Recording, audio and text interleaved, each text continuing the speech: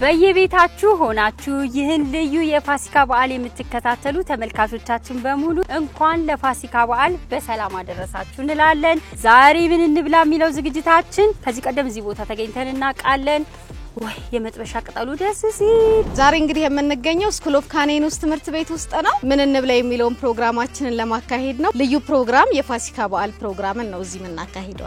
እኔና ጽጌረዳ ብቻ አይደለም ያለነው፣ ተማሪዎች አሉን፣ አብረናቸው ምግብ እንሰራለን። እነሱ ደግሞ ከኛ በጣም ለየት የሚሉት ስለነዚህ ምግቦች ጥቅም ለጤናችን ያለውን ጥቅም ይነግሩናል።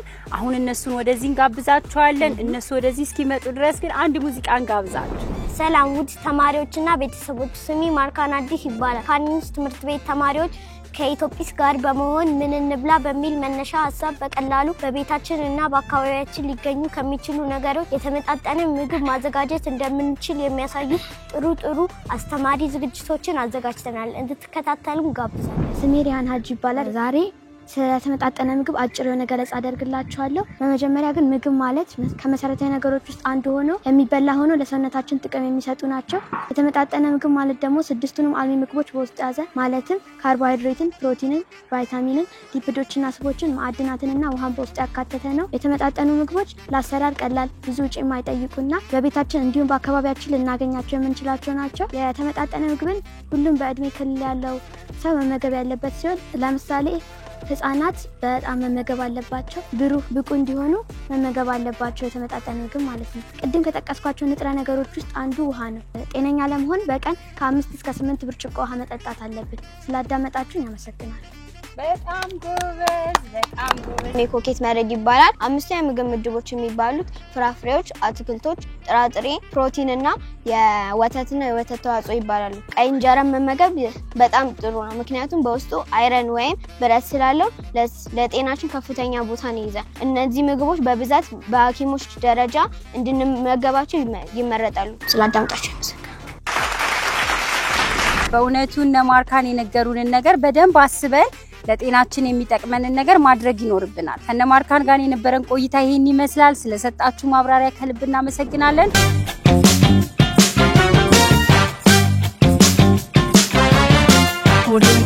ምን እንብላ በሚለው ዝግጅታችን ዛሬ እንግዲህ አዲስ ጣዕም ያለው ምግብ ልንሞክር ነው። ማን ልበል ስምሽን? ሙኒት ሴናፍ ማሪያ። ከዚህ ቀደም እንግዲህ በቆስጣ ቂጣ ጋግሬ ያለው፣ ሌላ ደግሞ ምን ጋግሬ ነበረ? በካሮት ቢጫ ቂጣ ጋግሬ ያለው። እነዚህ ተማሪዎች የስኩል ኦፍ ካኔን ውስጥ ተማሪዎች ናቸው። እስቲ በርካታ ነገር አዲስ ነገር መቅመስ ተወጃለሽና ለምን እኛ ትምህርት ቤታችን ውስጥ በጣም በርካታ እጽዋቶች ስላሉ በጣም በርካታ አትክልቶች ስላሉ ለምን ለየት ያለ ቂጣ አንሞክርም አላችሁ? ልንቀምሰው ነው። በጣም ጥሩ። አሁን መጀመሪያ ምን እናደርጋለን? ዱቄታችንን ወደዚህ እንቀላቀላለን አይደለ? እናስገባለን። ከዛ እነዛን እንፈጫለን በጁስ መፍጫው። አሁን እንግዲህ እዚህ ጋር የጁስ መፍጫ አለን። ካሮት ቂጣው ላይ ብንጨምር ጥሩ ነው። ካሮት በውስጡ ቫይታሚን ኤ ስላለው ለአይን ጥራት ጠቀሜታ አለው። ቫይታሚን ቢ6 ስላለው ደግሞ አቅምና ጉልበት ይሰጣል። ቫይታሚን ኬ1 ስላለው ደግሞ ለአጥንት ጥሩ ጠቀሜታ አለው። በጣም ጥሩ። ቆስጣ እንጨምር። ቆስጣ በውስጡ ካልሲየም፣ ቫይታሚን ኬ እና ፖታሺየምን የያዘ ነው። ስለዚህ ቆስጣን እንደ ካሮት ተጠቅማለሁ ማለት ነው። ብሮኮሊ በጣም በርካታ የጤና ጥቅም እንዳለው እናውቃለን፣ ግን ሁሉንም ደግሞ እኛ እንመልስ። እነሱ ራሳቸው አንብበው ይንገሩን አይደለ? ብሮኮሊን ከታል ይጣለ። እንግዲህ ቀይ ሽንኩርት አስገብቻ አላቅም። ቀይ ሽንኩርት በውስጡ ቫይታሚን ሲ እና ቢ6 ይዟል። ከልባ ትንሽ እንጨምርበት። የቅባት እህሎች በውስጣቸው ፕሮቲን፣ ጤናማ ስብ እና ፋይበርን ይዘዋል። የቅባት እህሎች የሚባሉት የሱፍ ዘይት፣ የተልባ ዘይት እና የፌጦ ዘይት የመሳሰሉት ናቸው። በጣም አሪፍ። ሰሊጥም ልክተት። አንድ ነጭ ሽንኩርት የና እዚህ ምንድነው? ናና የሾርባ ቅጠል ቫይታሚን ኤ፣ ሲ እና ኬ ስለሚይዝ ለጤናችን አሪፍ ነው። የሮዝመሪ ቅጠል ብዙ ጥቅሞች አሉት። ከነዚህ ውስጥም 75% የማስታወስ ችሎታ እንዲጨምር ያደርጋል። ምግብ ውስጥ እንደማጣፈጫ ይጨመራል። ስለዚህ ለጤናችን አሪፍ ነው። በጣም ጥሩ። ስለዚህ እነዚህን አትክልቶች አንድ ላይ ልንፈጭ ነው። በምን ልንፈጫቸው ነው? የሸንኮራ ጥቅም ባለፈው ጊዜ በጣም ተነግሮናል አይደል? እንዴ በሸንኮራ ውሃ ነው የምፈጨው።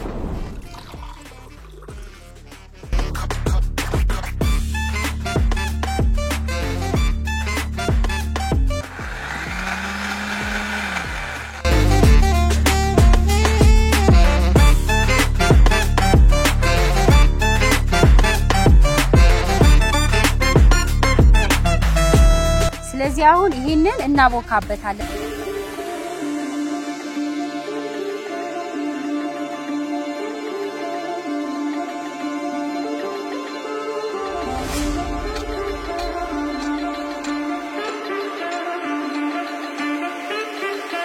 ጨው ምን አለው? አዮዲን አለው አይደል? ስለዚህ ጨው እናበዛም። ትንሽ ዘይት እናረጋለን። ተልባ ዘይት ነው ይሄ። በእውነት ይሄ በጣም ህፃናት ለሆኑ ልጆቻችን ራሱ ቂጣ ጋግረን ብናበላቸው በቃ በጣም በአንድ ጊዜ በርካታ የጤና ጥቅም ያለው የቅባት እህል አትክልት አይደል? ካርቦሃይድሬት በጣም ብዙ ነገር ነው የምናገኘውና እነዚህ አንድ ላይ አድርገናቸዋል። ወደ መጋገሪያው ቦታ እንሂድ።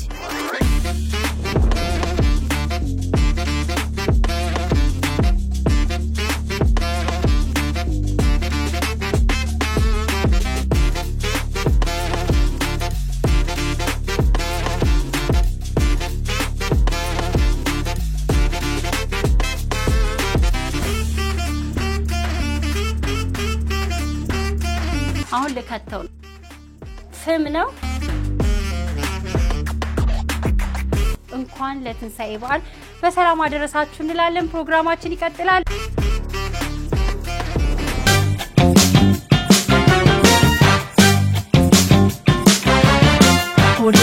እኔ ደግሞ ከሶሊያናና ከፍራኦል ጋር ነኝ። በጣም ቆንጆ ጁስ ከብዙ ነገር ቀላቅለን እንሰራለን።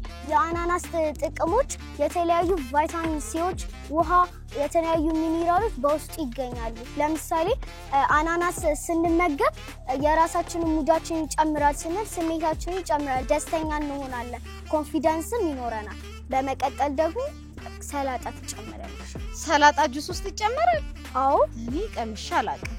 ሰላጣ በውስጡ ቫይታሚን ኤ፣ ሲ እና ኬ የበለጸገ ነው። በተጨማሪም ፋይበርን በውስጡ ይዟል። አቮካዶ በውስጡ ጤናማ ስብ፣ የተለያዩ ፋይበሮችን፣ የተለያዩ ቫይታሚኖችንና ማዕድናትን በውስጡ ይዟል። በሚገርም ሁኔታ አቮካዶ አብስለንም ሳናበስልም መጠቀም እንችላለን። አቮካዶ ይበስላል? ለምሳሌ እንደ ክሬም፣ ወተት፣ እንቁላል ቅቤ ጋር በማደባለቅ ማብሰል እንችላለን። ገና የሚወልዱ እናቶች ለአጥንታቸው አቮካዶ በጣም አስፈላጊ ነው።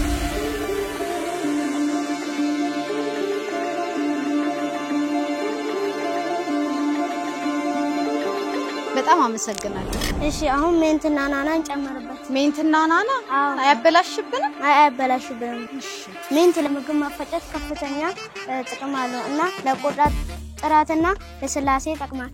ለነገሩ አዲስ ጣዕም ያለው ነገር መሞከር በጣም ደስ ይላል። አሁን ደግሞ እስኪ ፐርስሊንም እንጨምርበታለን። ናና 30 አይነት የተለያዩ ዝርያዎች ማግኘት እንችላለን። ናና ውስጥ ማንቶል የሚባል ንጥረ ነገር አለ። ይህም ንጥረ ነገር የጉሮሮ ህመምን ያስታግስልናል። እሺ አሁን ደግሞ ብርቱካን እንጨምርበት።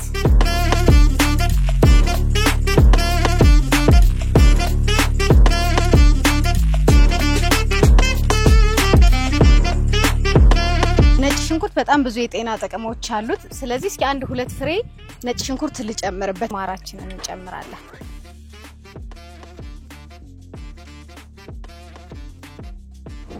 እንግዲህ ዛሬ ውሃ እንጨምርም ጁሳችን ውስጥ፣ ምክንያቱም የሸንኮራ ጭማቂ እንጠቀማለን።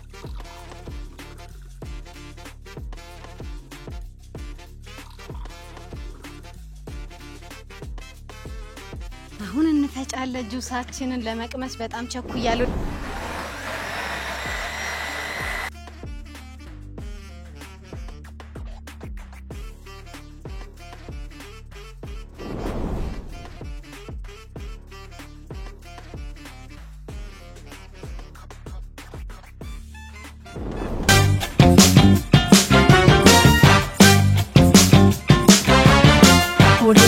እንግዲህ አሁን የምንገኘው ስኩል ኦፍ ካኔኑስ ለትምህርት በሚያገለግላችሁ የተለያዩ እጽዋቶች በተተከሉበት ቦታ ነው። ስቂጣውን ቅመስ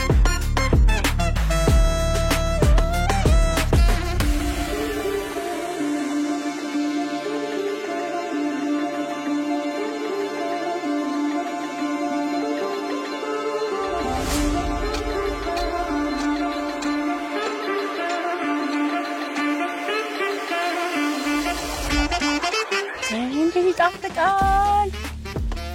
በጣም ነው የሚጣፍጠው የእውነት በጣም ነው የሚጣፍጠው በትንሹ ከ10 በላይ የተለያዩ አትክልቶች አይደል ፍራፍሬዎች ካርቦሃይድሬት እንደ ስንዴ በጣም በርካታ ንጥረ ነገር ግን ለልጆቻችን እንደዚህ ቂጣና ጁስ እንሰጣቸው በጣም የሚገርም ግን ይሄ ነገር ነጭ ሽንኩርት አለኛ ነጭ ሽንኩርት አለ እንዴ ትንሽ በእውነት ላይ እንግዲህ አስቡ ጁስ ውስጥ ራሱ ነጭ ሽንኩርት አለና ለልጆቻችን መክሰስ ላይ ይሄን ሰጠናቸው ማለት በሳምንት ውስጥ ልናደርገው የማንችለው ጤናማ ምግብን በአንድ በተወሰነ ገበታ ላይ ያገኙታል አሁን የበላነው ቂጣና ጁስ በውስጡ የተለያዩ የተጨመረ ነገር አለ ይህ ደግሞ እኛ በመበላበት ጊዜ የተለያየ የተመጣጠነ ምግቦችን እንድናገኝ ይረዳናል እነዚህን ሁሉንም ግብአቶች ባናሟላም እንኳን የቻልነውን አቅም መመገብና እነዚህን ሰርቶ በቤት ውስጥ ለልጆቻችን በሚጣፍጣቸውና በሚስባቸው መንገድ ማቅረብ አለ በነገራችን ላይ ከዚህ ጥላ ላይ ተነሱ አይልም እኔ ወድጄዋለሁ